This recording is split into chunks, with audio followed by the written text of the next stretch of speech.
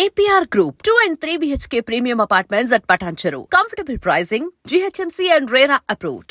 నేను చిన్నప్పుడు వచ్చి అంటే టీనేజ్లో కృష్ణ కుచేల పిక్చర్ యాక్ట్ చేసినప్పుడు టైఫాయిడ్ వచ్చింది నాకు. కృష్ణ కుచేల అనే పిక్చర్లో కన్నాంబ గారును సిఎస్ రాంజనేయులు గారును పద్మనాభ అన్నారు. అంతమందిలో నేను ఒక కూతుని కన్నాంబ గారికి. ఆ టైంలో నాకు టైఫాయిడ్ వచ్చింది. టైఫాయిడ్ వచ్చి బాగా చలి జ్వరం లాగా వచ్చేసింది అనమాట. నైట్ పిల్లలు అందరం పడుకుంటే బాడీ ఎగురుతుందనమాట. కన్నాంబ గారు చేసి ఏంటి నేనంటే చాలా ఇష్టం కన్నాంబ గారికి, చాలా ప్రేమ అనమాట ఆవిడకి. అంటే డాక్టర్ దగ్గర తీసుకోవాలండి జ్వరం వచ్చినట్లుంది అని పంపించి చూస్తే టైఫాయిడ్ నాకు. ఆ టైంలో నేను సేలంలో మోడర్న్ జీస్ అని స్టూడియో ఉంది, పెద్ద స్టూడియో. అవును, సేలంలో ఎంఏవి పిక్చర్స్ ఒక స్టూడియో, పెద్ద స్టూడియో, మోడర్న్ థియేటర్స్ అని అది ఆయన చాలా స్ట్రిక్ట్ అనమాట. ఆయన ఓనర్ వాళ్ళ కొడుకు కూడా ఫారెన్ లేడీని పెళ్లి చేసుకున్నారు, సుందరం అని. ఆ మోడర్న్ థియేటర్స్లో వచ్చి అప్పుడు ఒక పిక్చర్, తెలుగు పిక్చర్ తీస్తున్నారు. ఆయిరం తలై వాంగియ అపూర్వ చింతామణి అని ఒక పిక్చర్. అంటే 1000 తలలు తీసిన చింతామణి అని ఒక పిక్చర్ వచ్చింది కదా, అపూర్వ చింతామణి అని. అవును, ఒక్కొక్క తల తీసేస్తుంది, ఒక్కొక్క సమాధానం చెప్పమంటే. ఆ పిక్చర్లో ఒక్కొక్క ఊర్లో ఒక్కొక్క రాజకుమారి ఉంటుంది అనమాట. ఈ హీరో వచ్చి క్వశ్చన్స్ అడుగుతాడు అనమాట. ఫలానా ఇది వాడు ఏమయ్యాడు అనేసరికి నేను జైల్లో పెట్టించేస్తుంటుంది. కాంతారావుగా ఫస్ట్ వచ్చి జగ్గయ్య గారిని వేశారు. వేసినప్పుడు ముక్కాల వరకు సినిమా అయిపోయింది, చాలా వరకు సినిమా అయిపోయింది. అందులో నాది ఒక సెపరేట్ సాంగు, తర్వాత హీరోతో డైలాగ్స్ ఉన్నాయన్నమాట. ఆ సాంగు అప్పుడే ఫ్రెష్గా ఉన్న నాకు ఒక 15-16 ఇయర్స్ ఉంటాయి. బొగ్గలు గిగ్గలు అని ఉండేదాన్ని. సినిమా ప్రివ్యూ చూసి తర్వాత జగ్గయ్య గారిని తీసేసి కాంతారావు గారిని పెట్టారు. అంటే ఏదో వాళ్ళకి ఏదో గొడవలు వచ్చి జగ్గయ్య గారిని తీసి కాంతారావు గారిని షూటింగ్ రీషూట్ చేస్తున్నప్పుడు నేను జగ్గయ్య గారితో మాట్లాడిన డైలాగ్స్ చూసి కాంతారావు గారితో మాట్లాడాలి. వాళ్ళు చాలా స్ట్రిక్ట్ అనమాట. వాళ్ళ స్టూడియోలో ఎలా అంటే సెట్లో ఆయన ఒక్కడికే చైర్ ఉంటుంది, ఆయనే డైరెక్టర్, ప్రొడ్యూసరు, స్టూడియో ఓనరు. మిగతా వాళ్ళందరూ షార్ట్ అయిపోయిన తర్వాత బయటికి వెళ్ళి కూర్చోవాలి, సెట్ బయటికి వెళ్ళి కూర్చోవాలి. వాళ్ళ పద్ధతి అది. నేను సాంగ్ చేశాను, చేసిన తర్వాత రీషూట్ వచ్చింది.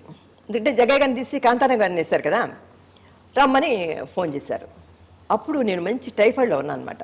టైఫాయిడ్ అప్పుడే తగ్గి ఒక ఇదిలాగా సగంలో ఉన్నాను. వాళ్ళు ఫోన్ చేసి అప్పుడు రావాలి షూటింగ్కి, రీషూట్ అన్నారు. మా అక్క అయింది, మేము రాము. అప్పుడు సేలం ట్రైన్లో వెళ్ళేసి అక్కడికి వెళ్ళి వాళ్ళు ఇచ్చిన రూమ్లోనే ఉండాలి, వాళ్ళు ఇచ్చిన దీంట్లో ఉండాలి. చాలా స్ట్రిక్ట్ అనమాట ఆ స్టూడియోలో. మగవాళ్ళ మేకప్ రూమ్కి ఆడవాళ్ళే వెళ్ళకూడదు, ఆడవాళ్ళ మేకప్ రూమ్కి మగవాళ్ళు రాకూడదు, హీరోస్ కానీ ఎవరు. అలాగే చాలా కట్టుదిట్టాలి ఆ స్టూడియో. అంటే చాలామందికి తెలుసు. ఏమైనా మేకప్ తీసేస్తే ఒక ఆర్టిస్ట్, నేను లేడీ ఆర్టిస్ట్ నేను చెప్పను, నా కాల్ షీట్ అయిపోయిందని చెప్పి 9 o'clock అయిపోయిందని మేకప్ తీసేస్తే షార్ట్ అవ్వలేదు, మేకప్ వేసుకొని ఫుల్గా మళ్ళీ చేసుకొని రా అన్నాడంట. ఈవిడందంట నేను రానంటే గేట్లు మూసేయండి, పెద్ద గేట్లని అన్నంట.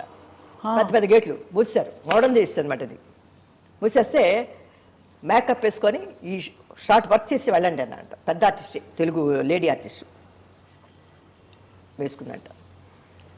10 టేకులు చేస్తే అందులో మీ డబ్బు కట్ చేసేస్తాను, రియల్ అప్పుడు ఫిలిం కదా, కట్ చేసేస్తాను, వర్క్ చేసేసి తనే మీరు బయటకు వెళ్ళగలరు అన్నారు. వాళ్ళు పోలోమని ఆవిడ తీసుకొని, ఆవిడ కొద్దిగా పవర్ఫుల్ లేడీ ఆవిడ, కొద్దిగా పొగురుగా ఉంటుంది, నేను చెప్పని పేరు చెప్పకూడదు. తర్వాత వర్క్ చేసిన తర్వాత పోయారు. అలాగే ఒక హీరోని కూడా అలానే చేసి చెడు కట్టేశారని చెప్పి విన్నాను, నాకు తెలియదు అదేం, కానీ ఇది మటుకు తెలుసు. అప్పుడు నన్ను రమ్మని ఫోన్ చేస్తే నేను అన్నాను, మా అక్క ఏంది, లేదండి మా అమ్మాయికి టైఫాయిడ్లో ఉంది, రాదు, రీషూట్ చేయాలి, పిక్చరు డేట్ ఇచ్చేస్తాము, జగ్గయ్య గారిని తీసి కాంతారావు గారిని ఇస్తాం, ఆయనతో సీన్లు వర్క్ చేయాలన్నారు.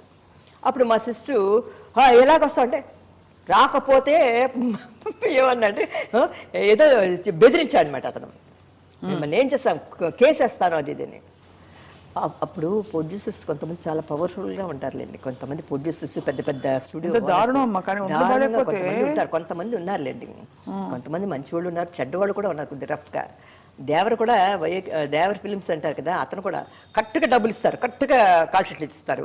మనం మెగా కొట్టామంటే కత్తి పట్టుకొని వచ్చేస్తారు ఇంటికి. అలాంటి వాళ్ళు కూడా ఉన్నారు. డాన్స్ మాస్టర్ కూడా అంతే, గిల్లేస్తారు, ముడుకులు ఎరకొట్టేస్తారు. డాన్స్ కూడా కష్టం, చాలా కష్టం లేండి అప్పుడు, హార్డ్ వర్క్. మాకంటే ముందు చెప్తున్నాను. రమ్మంటే సరే ఇంకేం చేస్తాం కేసు, ఇప్పుడు చిన్నపిల్లలు పైకి వస్తున్నాడు కదా, ట్రైన్లో వెళ్ళి ఇలాగా పొల్లలాగా అయిపోయాను. ఆ సాంగ్ చూసి కాంతారావు అన్నారు, రాయశ్రీ ఫ్రెష్గా ఉంది, చాలా బాగుంది ఈ సాంగ్లో. అది ఆయన పక్కన ఎప్పుడు చెల్లులుగా వేసేదాన్ని కదా అనుకున్నారు.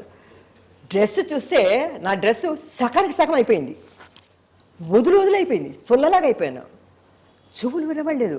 మేకప్ ఈ గెటప్ రాణి గెటప్ వేసుకొని నిలబడి డైలాగు, కెమెరా మైక్ ఏమో పైన ఉంది, లేదు బంధించండి ఏదో డైలాగ్ చెప్పాలి.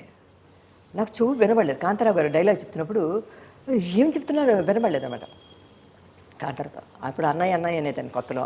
కాంతారావు గారు, అన్నయ్య నాకు చెవు వినబడటం లేదు, మీరు చెప్పిన తర్వాత కొద్దిగా ఏదైనా ఇలా మూమెంట్ ఇవ్వండి, నా డైలాగ్ చెప్పేస్తాను అన్నాను.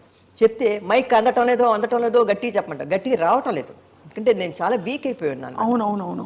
పాపం ఆయన అర్థం చేసుకొని చెప్పాడు అన్నమాట. చెప్పిన తర్వాత నేను చెప్పాను. సౌండ్ ఇంజనీర్ వచ్చి సౌండ్ వినబడటం లేదు, వాల్యూమ్ పైన కెమెరా పెట్టారనమాట మైకు.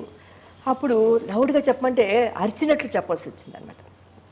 కళ్ళు పీకిపోయాయి, ఒక కుర్చీ లేదు, ఒక లైటింగ్ అరేంజ్ చేసినప్పుడు ఒక కుర్చీ లేదు, కూర్చుందామంటే ఏం లేదు, నిలబడి కాళ్ళు నొప్పులు ఇవి నొప్పులు. ఆ పిక్చర్ యాక్ట్ చేసినప్పుడు నేను చాలా చాలా బాధపడిపోయానమ్మా. అబ్బా ఎందుకురా, మా అక్క ఏంది టైఫాయిడ్ ఆ అమ్మాయికి పాపం ఈ డ్రెస్లు వేసుకొని ఇలా ఏలాడిపోయి ఏదైనా అయిపోతే ఏంటని. అది ప్రొడ్యూస్ తర్వాత మళ్ళీ యాక్ట్ చేశాను నేను. ఎవరు మొనగాడు అనే పిక్చరు నేనును మోహన్ అతను ఎవరు తేనె మనసు హీరో కృష్ణను అతను రామ్మోహన్ అతనితో ఎవరు మొనగాడైన పిక్చర్లో కాంతారావు గారు జానకి గారు, అందులో నేను కాంతారావు గారికి చెల్లూరుగా యాక్ట్ చేశాను. వాళ్ళ బ్యానర్లోనే పెద్ద హీరోయిన్ అయిన తర్వాత అది యాక్ట్ చేస్తాను అనుకోండి. అదొకటి. కన్నడ పిక్చర్ యాక్ట్ చేస్తున్నానమ్మా. అంటే బెంగళూరులో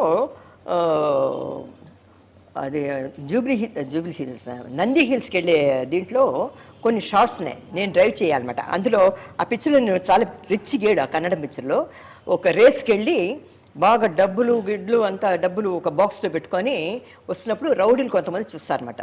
చూసి నా కార్ని ఫాలో అవ్వాలన్నమాట. వాళ్ళు ఫాలో అవుతున్నప్పుడు నేనే డ్రైవ్ చేసుకొని వెళ్ళాలి. అప్పుడు నాకు పెద్ద డ్రైవింగ్ రాదు. నేనేం చేస్తాను అంటే కార్ డ్రైవింగ్ చేసుకుంటూ కొద్దిగా పిక్చర్ కానీ నేర్చుకున్నాను.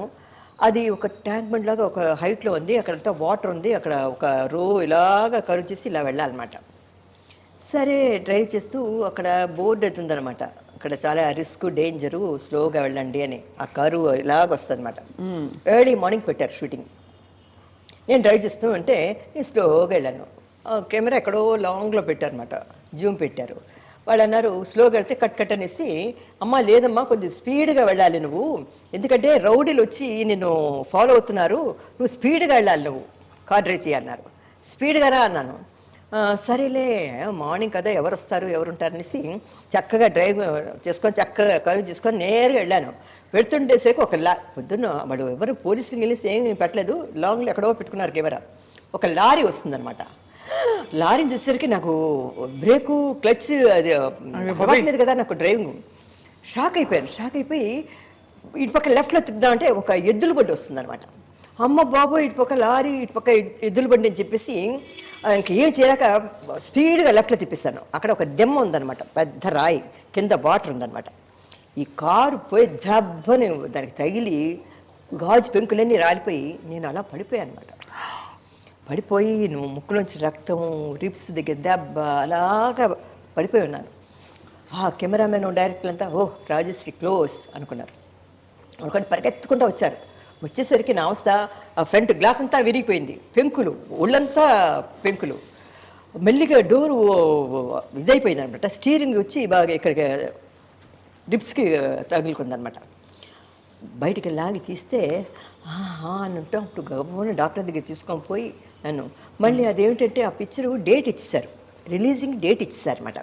ఇది అయిన తర్వాత నంది హిల్స్ వెళ్ళి అక్కడ ఒక సాంగ్ నాకు హీరో వచ్చి నన్ను టీచ్ చేస్తుంటే నేను అటు ఇటు చూస్తూ వెళ్ళాలన్నమాట.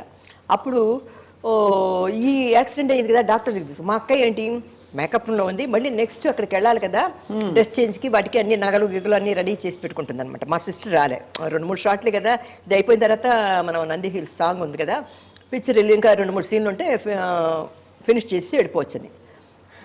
అప్పుడు అంతా దులుపుకొని ఏదో మందులు గిందులు ఇచ్చాడు. ఆ ముక్కు అంతా ఇచ్చేసిన తర్వాత రూమ్కి వెళ్తే ఒక స్మెల్ వస్తుంది కదా మెడిసిన్ది. మా అక్కని ఏంటి మందు వాసన వస్తుంది అంటే మెడిసిన్స్ అది ఏం లేదు చిన్న యాక్సిడెంట్ అంటే అయ్యో ఏంటి అనేసరికి 1972 అది మా అమ్మ చచ్చిపోక ముందు అనమాట. అదే ఇంకా చెప్పలేదు అప్పుడు ఫోన్లో అది చెప్తే మా అమ్మ కంగారు పడిపోతుందని చెప్పలేదు. అది అయిన తర్వాత కొద్దిగా రెస్ట్ తీయించుకొని అమ్మ నంది హిల్స్లో షూటింగ్ అది అన్నారు. అంటే సరే అని అప్పుడు కొద్ది వయసు ఉంది, చిన్నపిల్లలు కనుక హుషారు కనుక ఫ్రెష్ అప్ అయిపోయి అక్కడికి వెళ్ళి ఆ షూటింగ్ నడుస్తుంటే ఈ రిప్స్ ఒత్తుకుపోయిందేమో పెయిన్ అనమాట. రెండు అతుక్కు రిప్స్. అప్పుడు నేనేం చేశాను అంటే ఒక హ్యాండ్ బ్యాగ్ ఒకటి ఉంది తగిలించుకొని నేను కోపంగా ఇలా వెళ్ళిపోవాలన్నమాట. హీరో వెనకతల పాట పాడుతుంటాడు. ఆ హ్యాండ్ బ్యాగ్ ఇక్కడ పెట్టుకొని నొక్కొని చెయ్యి ఇలా పెట్టలేం కదా. అప్పుడు నడుస్తూ వర్క్ చేస్తాను. ఆ సాంగ్ అయిపోయిందంట. వాళ్ళు కొద్దిగా మేనేజ్ చేసి ఇటు నుంచి అటు నుంచి కెమెరాలు పెట్టి తెలుసు కదా మన దీంతవరకు తీసి క్లోజప్లో అవి తీసి ఫినిష్ చేశారు. అదంతా అయిపోయింది. అయిపోయిన తర్వాత ఆ పిక్చర్లో నేను చచ్చిపోతాను అనమాట. హీరోయిన్ చచ్చిపోతుంది. చచ్చిపోయిన తర్వాత ఈ హీరో ఏం చేస్తాడంటే ఈ డెడ్ బాడీని తీసి ఏదో ఒక నదిలో పడేస్తాడు అనమాట. పడేయాలి. అది సీను. బెడ్లో పడుకొని ఉంటాను. పడుకుంటే తీసి తన షోల్డర్లో వేసుకొని మెట్లు దిగి కార్ డిక్కీలో పెట్టాలన్నమాట. అప్పుడు ఏం చేశాడంటే అతను వేసుకున్నాడు, భుజాన్ని వేసుకున్నాడు. కరెక్ట్గా రిప్స్ వాడు షోల్డర్లో పడింది. శ్రీనాథ్ అని కన్నడ హీరో. నేను చచ్చిపోయిన సీన్ నాది. డెడ్ బాడీ మాట్లాడకూడదు, అనకూడదు, అనకూడదు, ఇలా వేలాడిపోయి ఉండాలి. నేను అంటున్నాను. అయ్యో అని నాకు తట్టుకోలేకపోయాను అనమాట. తర్వాత మెట్టు దిగుతున్నప్పుడు ఆ జర్క్ వస్తుంది కదా, అప్పుడు రిప్స్ బాగా పెయిన్ అయిపోయింది అనమాట. చచ్చిపోయి అమ్మ బాబోయ్ చచ్చిపోయినట్లు యాక్ట్ చేయడం ఎంత కష్టం రా బాబు అనుకొని తాత నన్ను ఉంచి అడ్డికిలో ఇలా పెడతాడు. పెట్టేసరికి ఇట్లా ఫోల్డ్ చేసేసరికి అప్పుడు ఇక్కడ రిప్స్ దగ్గర ఇదవుతుంది. రిప్స్ కదా ఇక్కడ. ఇప్పటికే నా కొడుకు ఎప్పుడైనా అమ్మ అని కావాలించుకుంటే ఇక్కడ నొప్పి వచ్చేస్తుంది నాకు. రిప్స్ ఆ రిప్స్ నలిగిపోయి ఉన్నాయి అనమాట. అది ఆ కండ అప్పుడు ఏదో ఫ్రాక్చర్ అయింది అనుకుంటే డాక్టర్ అన్నాడు అమ్మ రిప్స్ ఇది కావద్దు, అందులో మధ్యలో కండ ఇది అవుతుంది అన్నారు. తాత బాడీ వేసి తీసుకొని పోయి చాలా కష్టపడినవి ఏమిటంటే మోడర్న్ డేస్ తోటి ఇదొకటి.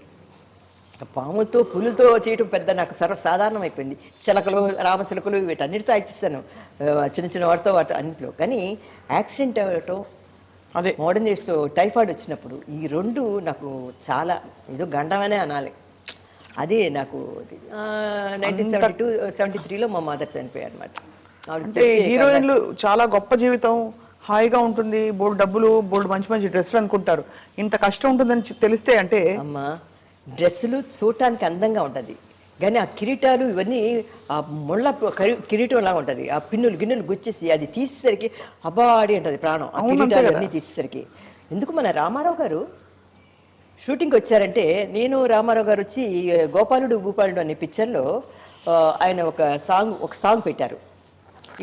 ఇటు రాబోయే గొల్ల గోపన్న అనే ఒక సాంగ్ ఒకటి నాకు రామారావు గారికి. ఆయన కృష్ణుడు, నేనేమో సత్యభా రాధా. కిరీటం పెట్టుకున్నారంట ఆయన రామారావు గారు. తీరమ్మ పొద్దున్న మేకప్ వచ్చి సెట్లో కూర్చున్నారంటే ఇలా కూర్చుంటారు అంతే. ఇలా కళ్ళు మూసుకొని ఒక కురుకు తీసేస్తారనమాట.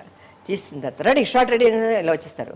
ఆ పెట్టుకున్న కిరీటం రాత్రి ప్యాకప్ అయిన దాకా కూడా తీరాయన.